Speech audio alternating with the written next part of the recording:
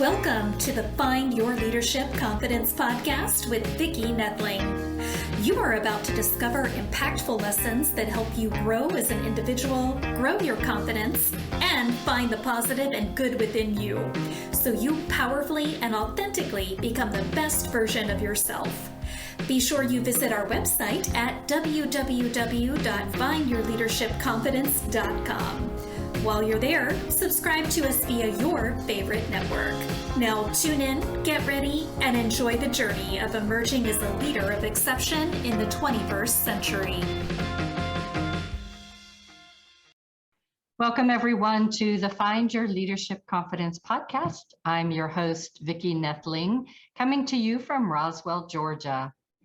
The goal of our podcast is to share topics and guests that will empower you to grow as confident leaders and take your business or your life to the next level. Today, my guest is Carol Clegg. Let me tell you a little bit about Carol. She is the owner of Classic Exec Marketing for the past 10 years and a marketing consultant and a goal achievement coach supporting global women entrepreneurs in midlife. She helps you to get organized, streamline your strategies, and use time-saving tools so that you can optimize the things in your business that you want. She offers consulting packages to give you the tools you need to create the business-life balance that you want. Her goal or tailor-made coaching and consulting can set you up with goals, brainstorming fresh ideas, learning about tools and apps for your marketing, and even project management. All that to help you save time in your business.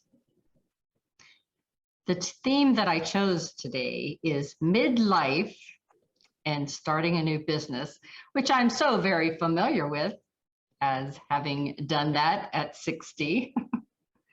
So please join me in welcoming Carol Clegg. Thank you, Vicki. Thank you for that lovely, warm introduction and telling everybody so much about me. I hope that just together you and I can just inspire your listeners and help them be encouraged that, yes, starting a business in midlife does not need to have to be daunting at all. So 62 over here. 64. You beat me. Started when I was 50, I guess, just in my early 50s when I started this project. So, yeah. And it's pivoted and changed. Had pieces added to it along the way. So that's part of the encouragement that I want to give others is that you don't have to stay in the box. That's exactly right. Don't be afraid to say yes and try something new. That's what makes it exciting. Right. I think that's really what keeps us young. Exactly. You know? That and maybe some of my anti-aging things too. But other than that, yes. So we always start with the easy question. Where do you call your home today? Where do you live? All right. So that's kind of an interesting one, but I'll share that I am originally from Cape Town, South Africa, which we left in 1993. And then we set off on an adventure with our young children and cruised the Caribbean for a few years, maybe 6, homeschooled and introduced our children to the travel bug. But now I live in the desert in New Mexico. No water around. Not sure how that happened. But New Mexico is now home, the Southwest. My goodness, you have traveled all over. I think we could have another whole podcast on that. But let's get into what we're going to talk about today, midlife and starting a business. Yes.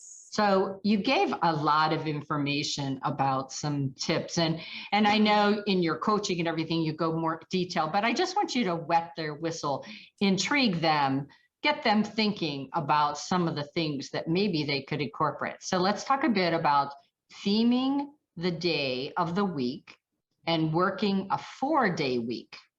Love to share that. I know that the word work-life balance becomes so overused. Perhaps we could call it business-life balance.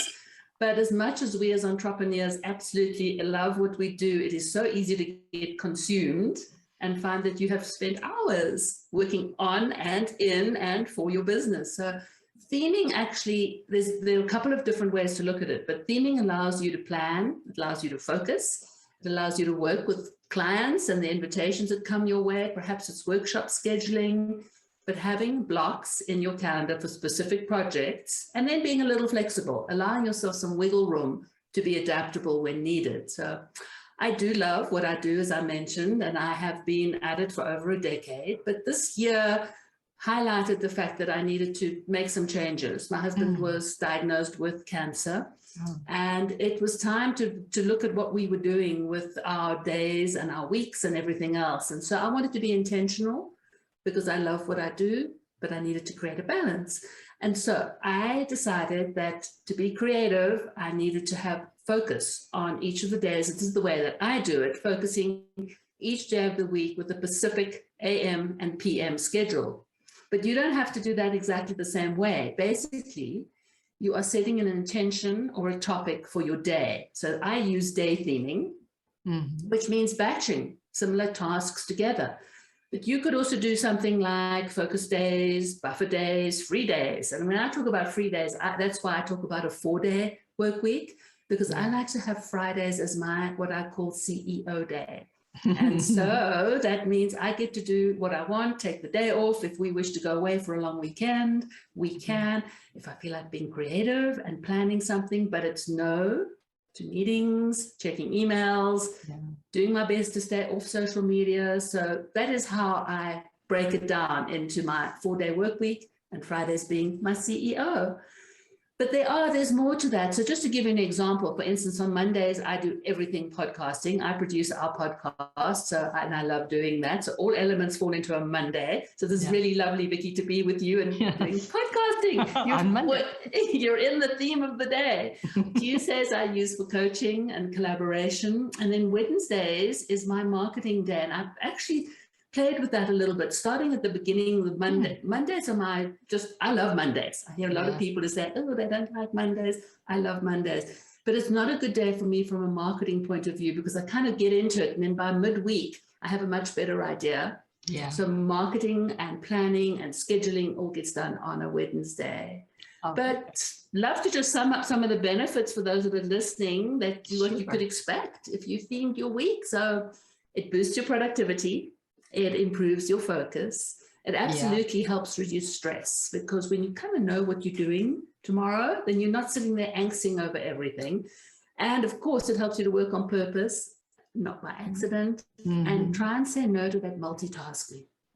That, we all are guilty of that. Too many tabs open, too many things going, jumping up and chasing the next thing that needs to be done. I prefer to try and write that down, jot it down so I don't lose it. But keep reminding myself, come back to the theme of today. And also, whenever you've got a plan like that, if something comes up that really gets boosted, you know what you need to change to be able to be flexible enough to do that special thing. So absolutely. Yeah. And sometimes things do. We all know things come up and they take priority and something needs to give. Absolutely.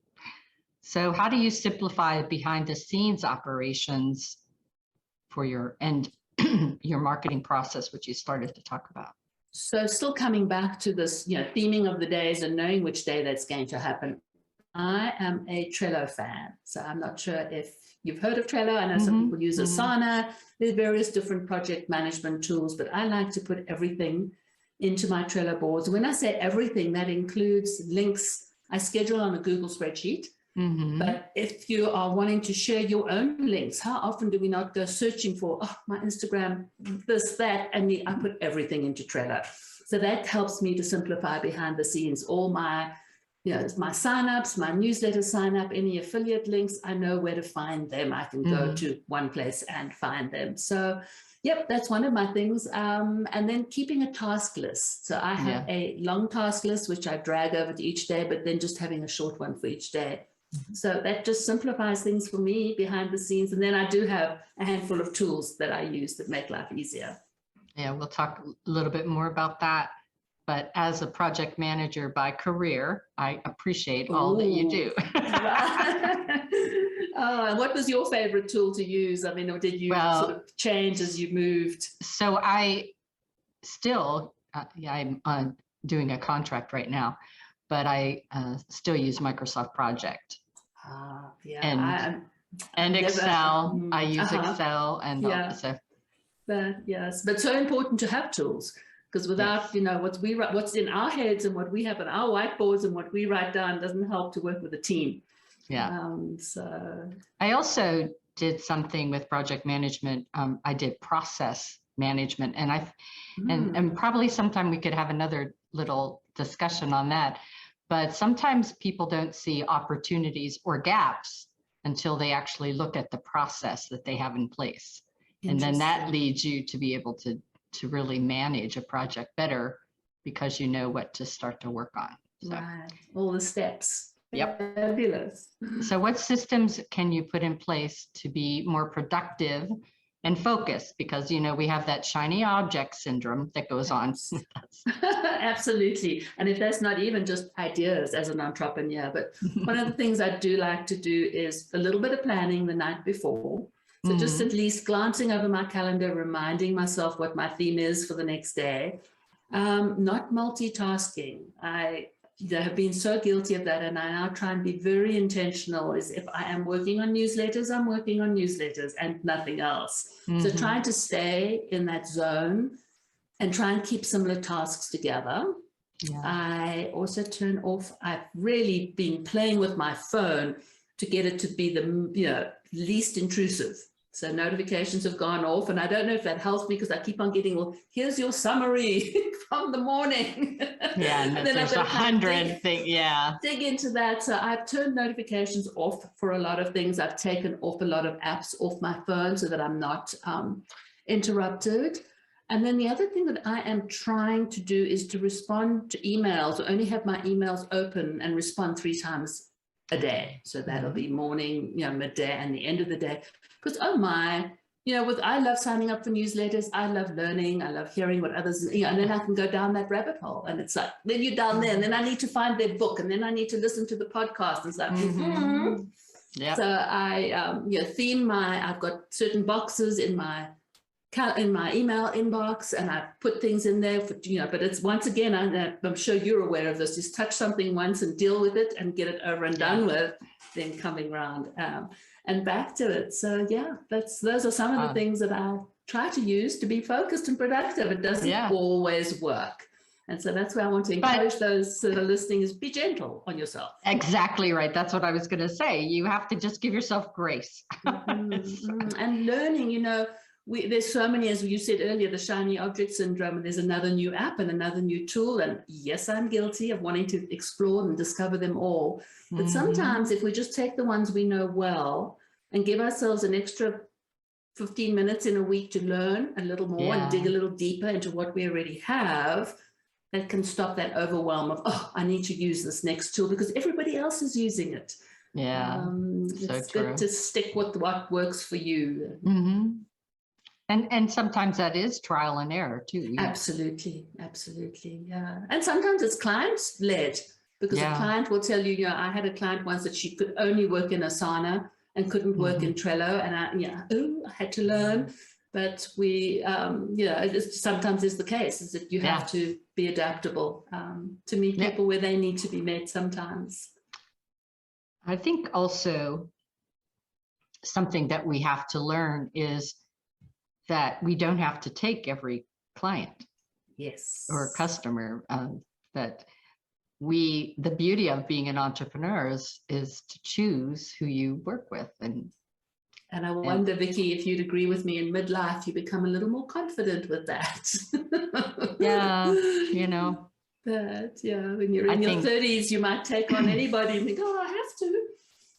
I think that's what leads to the cortisol and the stress and the mid section growth is that we worry so much about, climbing the ladder or doing things perfectly and right. And, at 50, we finally discover, what the hell? Exactly. It's not worth it. And it's all that it's the joy as well that comes from, working with somebody who's on the same wavelength. Yes, absolutely. That you can go so far together, as opposed to being frustrated. You really truly feel like partners as opposed to, client, customer type of thing. Yeah. So I'd like you to share information about cultivating gratitude. You have a variety of ways that you do it. So if you could just share a couple. Absolutely. And this is not something that I'm an expert on by any means. It's just something that I have needed to add into my day. And so I'm a journal collector. I would hate to show you how many journals I really have. I have 4. You could use both hands and more. So it's the flavor of the week. I've tried to stick with it. So I do like to journal, but it's something I'm challenging myself to do. And that's once again, because it's just something I like to try as new, is I'm trying to write down gratitude, a list of gratitude items corresponding to the dates. Oh. And so that was interesting. Today got 27. Oh my goodness, awesome. I know. But it also then makes you realize they can be so simple. Running water, a nice shower, a cup of coffee. They don't all have to be fancy and complicated. And then I host a gratitude room, a 30-minute gratitude room on Clubhouse once a week. Ah, nice. And it's so empowering to hear other people come and share their gratitude as well and say it out loud. And you're listening to them and you're just realizing there's so many things to appreciate in life. So, saying it out loud. Sometimes I check in with my husband and I go, what are the 3 things you're grateful for today? So that, brings that practice back in. And then I do like to block my own personal time on my calendar from about 6 to 8 in the morning and try really hard to be focused on self-care. So yeah, that's awesome. Just a few things. But yeah, gratitude is so powerful, and it's something we can always continue to learn and put in place. And I don't think we'll ever get to I've had enough of gratitude. No, and especially in the last 2 years, it's so easy to focus and like the media just pushes all that negative and that horribleness and makes us think that there's nothing good. And it's wonderful just to appreciate the sunrise and the deers in our yard or whatever. Absolutely. The water that you have. Yep. And I think that puts it all into perspective. No, it does. And it just makes us slow down. I said to you earlier, we've had so much rain here, which is so unusual, obviously, for the Southwest. I think it's been raining for 2 weeks. Wow. And some of it's been really heavy. I know you're used to that out on the East Coast. And most years I don't enjoy the rain here because rain equals mud. But for this year, I'm like, this is good. And the air smells so fresh. And so there's small things to be grateful for. Yeah. So what tools and apps help make us have our marketing be more simple? So I have been using a tool called Buffer for probably about a decade. I've tried some of the other scheduling tools, and Buffer allows you to connect to, if you have a paid account, to about 10 different social media accounts. And so I still manage marketing for 3 clients that I've had for years. And so I have their accounts on that page along with my own. And the beauty of Buffer is if you're reading an interesting article and you think, this is what I need to share with my audience, for example, on LinkedIn, you can copy and highlight it, click on the app in your Chrome bar, and it schedules it into. So it's super handy. Nice.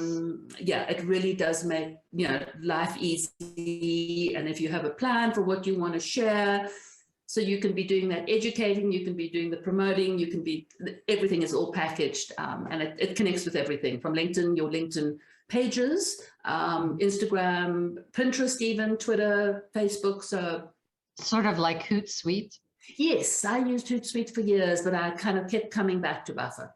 So, good to know. Buffer and Hootsuite are very similar, offer the same wonderful service. And then the other thing I like to use is Planly, and Planly is just from an Instagram point of view because you can see everything and it's pretty. And then I use a Google spreadsheet to plan what I want to do. And then I'm trying Airtable, and I don't know if you're familiar with Airtable at all. It's a little overwhelming, and that's why I encourage people to stay simple and stay free. There's so many apps and tools that you can go with, and just that simple Google spreadsheet. So you don't have to spend money on apps and tools, especially as a new business owner. Is just go. There's so many resources and so many things that are free that you don't need to be spending a huge budget as you start up. Absolutely. So I want you now to take us on a little trip, share a bit of the benefits that you found from your mastermind retreat in Portugal in 2018. So that just to let you know, is a retreat that I attended, and in turn inspired me to create my own. But I don't even know how this came into my inbox, but a totally trusting, met these two wonderful women who were putting together, this was their first trip out of the box. And they were putting together a month-long opportunity for women entrepreneurs, midlife women entrepreneurs, to take their business, take their computer, go to different countries. So they had trips planned the whole year. And they arranged everything from the co-working space to the accommodation.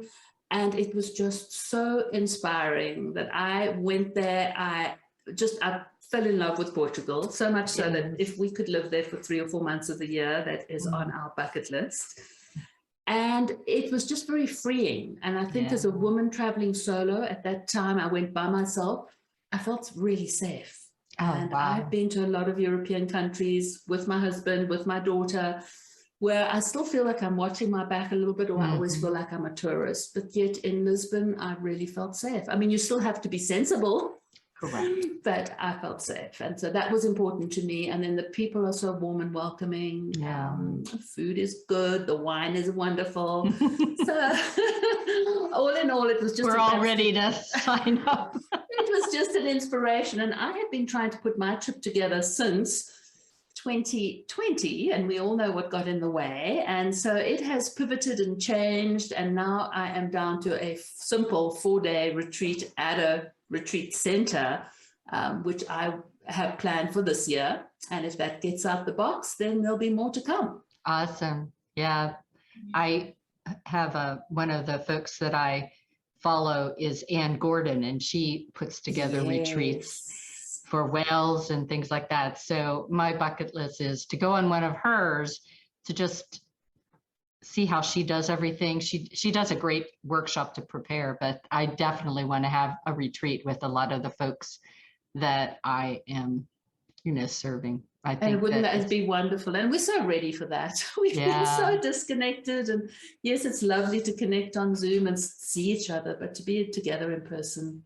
Yeah, and it's really, if done right, it's such a wonderful way to really get clarity. Yes, because you are focused, you're with other people who are on the same journey, wanting the same results. So. And also have fun.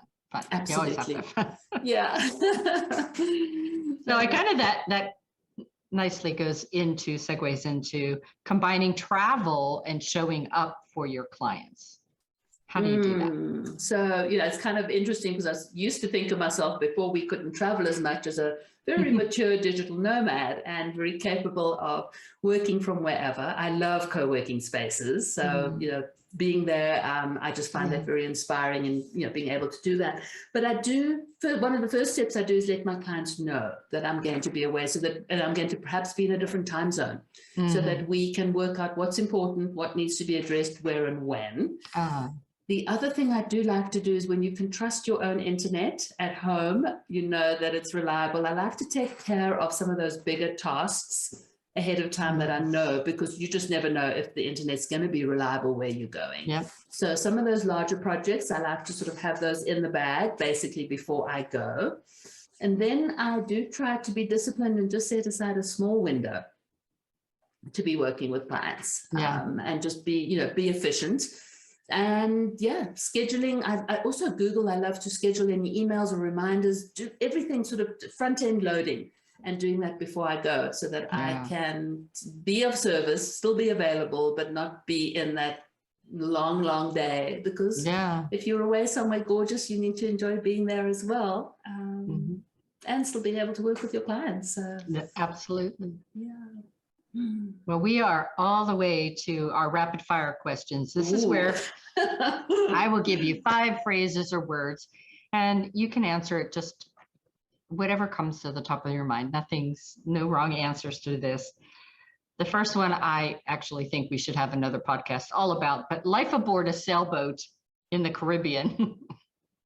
What was that like? Family, everything. It was a gift second to none. It was family time that we had together that brought our family together. It was wonderful. So it was unexpected, but it is a season of our life that I treasure.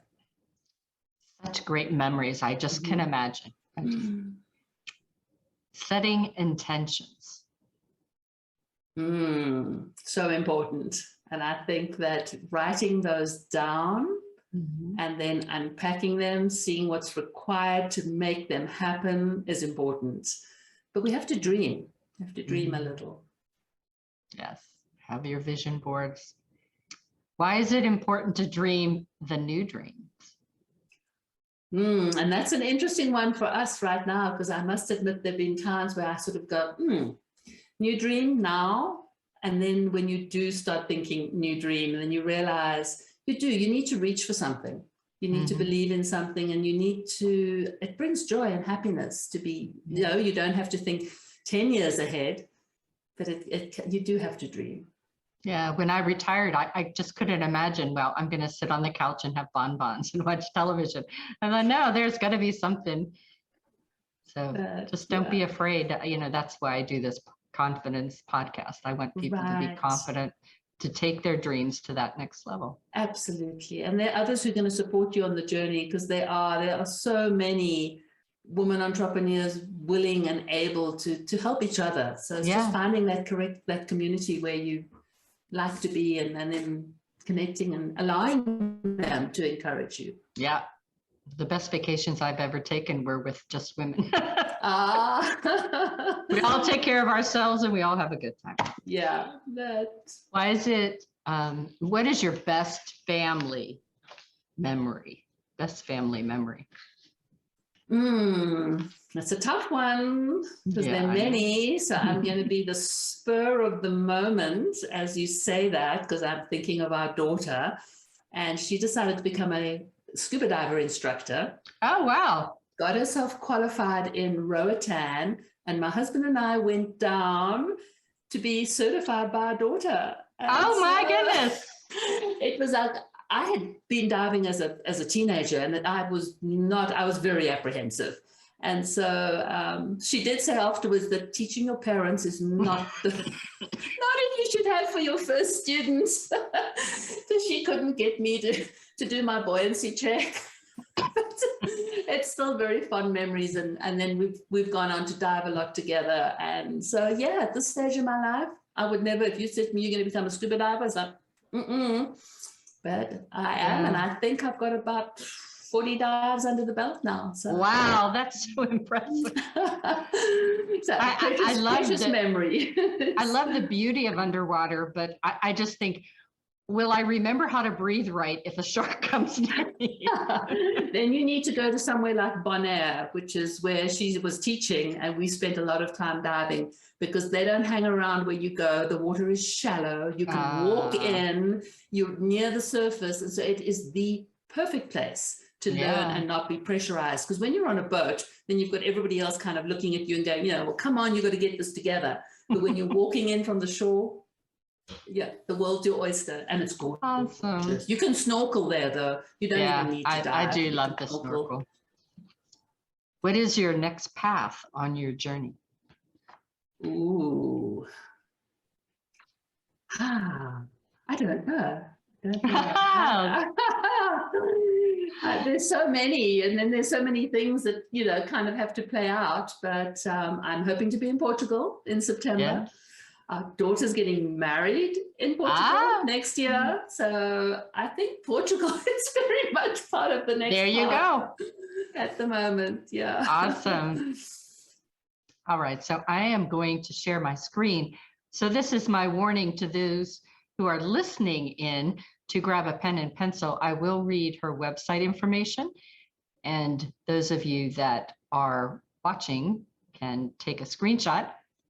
The information also will be posted on the social media. So Carol's website is https://www.lisbonarc retreats.com.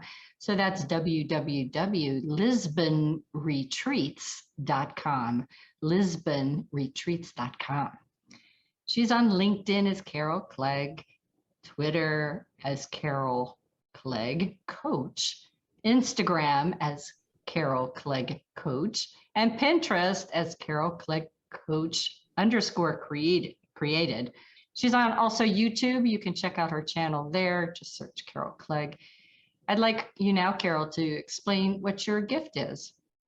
Thank you. So I would love to offer you a 30-minute consult call to help set those projects and then break those down into tasks and send you off with an accountability start, just to get you moving. So if you wish to book that call with me, you can visit my website at lisbonretreats.com. And if you scroll all the way down to the bottom, there's an opportunity to book a call with me. So thank you for the opportunity to share that.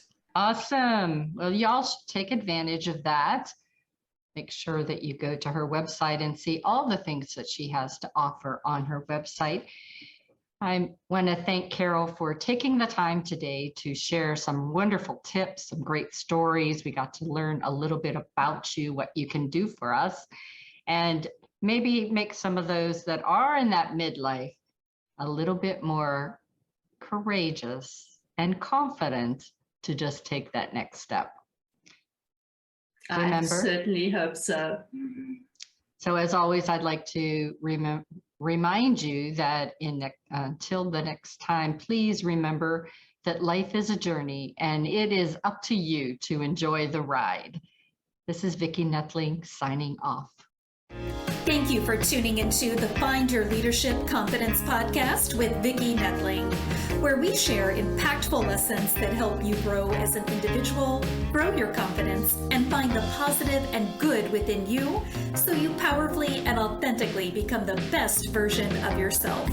Remember to visit our website at www.findyourleadershipconfidence.com and enjoy even more great episodes like this one. Again, while you're here, subscribe to us via your favorite network. We look forward to seeing you next time on the Find Your Leadership Confidence podcast.